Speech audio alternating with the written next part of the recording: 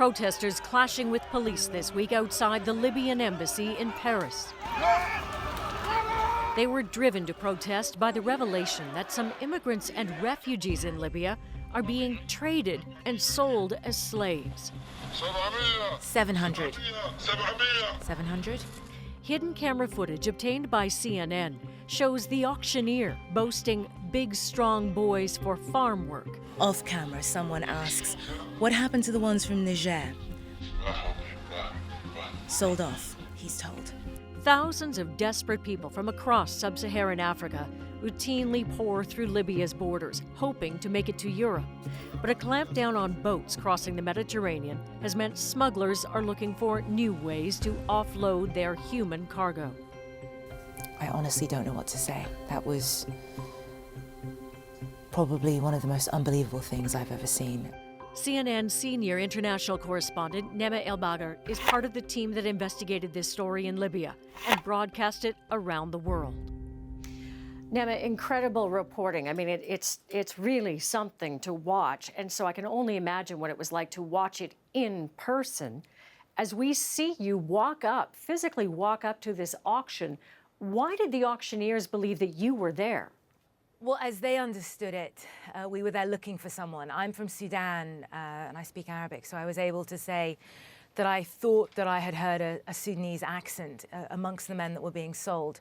But I think it also speaks to a bigger point, which is that actually the degree of brazenness amongst these people is extraordinary, and that's, of course, because of the security situation in Libya. So while they were a little perturbed to see two women, myself and my producer, Raja Razik, walk in, the reality is they weren't afraid, and I think in a way that's almost even more horrifying. They didn't feel the need to stop what they were doing. So while our cover story allowed us to be able to speak with them and get them on record admitting that this was an auction and getting them to describe how many people they'd sold and where these people were from, realistically, I'm not even sure we really needed a cover story to be able to get in there.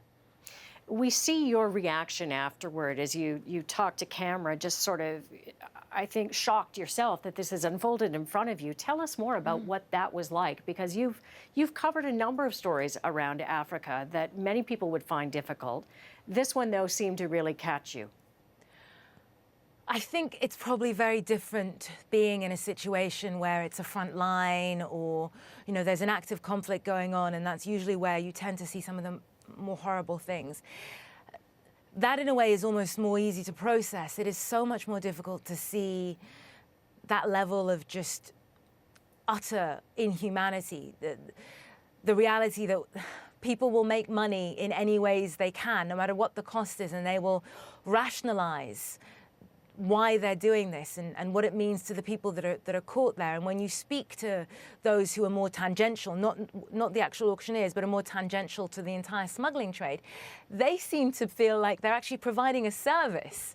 You know, these people want to get to Europe and we're getting them to Europe. And I think for me, that was what was really shocking.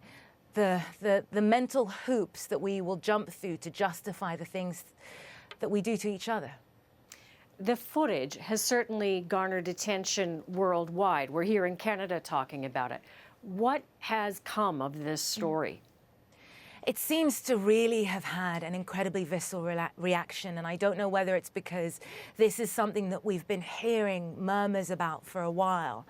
So it's almost like someone tells you that the worst possible thing that you hoped wasn't still happening, still was. And I think perhaps part of that reaction is people feel like we thought that we had put it behind us. And perhaps there's also a little part of that that speaks, especially in the African diaspora. It's had a huge response amongst African Americans in the US, African migrant population in Paris. And I think that's because this is still so recent in human history. And to be told that no matter how horrible things are, no matter how overt racism or how systemic racism is in Europe or in the US or even in Canada, the issues about the way that the indigenous populations in Canada were treated, all of that are ramifications of a distant past.